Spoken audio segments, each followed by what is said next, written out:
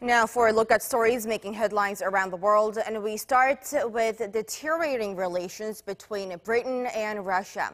Ties have now plunged to a level not seen since the Cold War as Prime Minister Theresa May announced a slew of measures against Moscow after the poisoning of a former Russian spy on British soil. For more on this and other news, we turn to our Ro Aram at the News Center. Aram, just run us through some of the measures that she rolled out.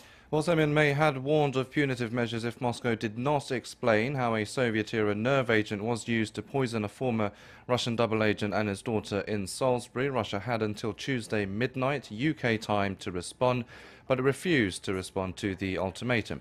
This sparked May to act, and she told Parliament on Wednesday that London will expel 23 Russian diplomats.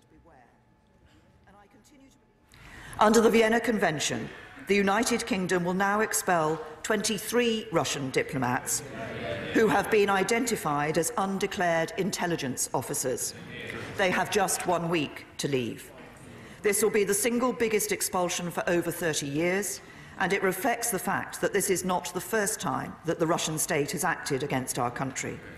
She didn't end there, as she announced more measures against Russia while painting a gloomy picture for British-Russian ties. But in the aftermath of this appalling act against our country, this relationship cannot be the same.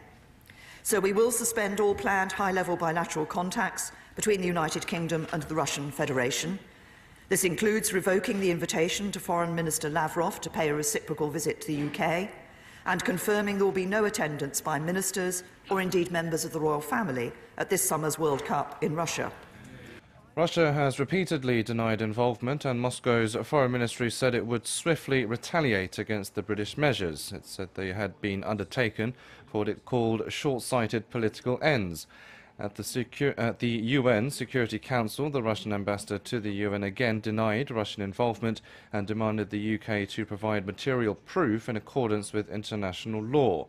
Meanwhile, many of Britain's allies have shown their support for London, with the EU and the US, among others, expressing their solidarity.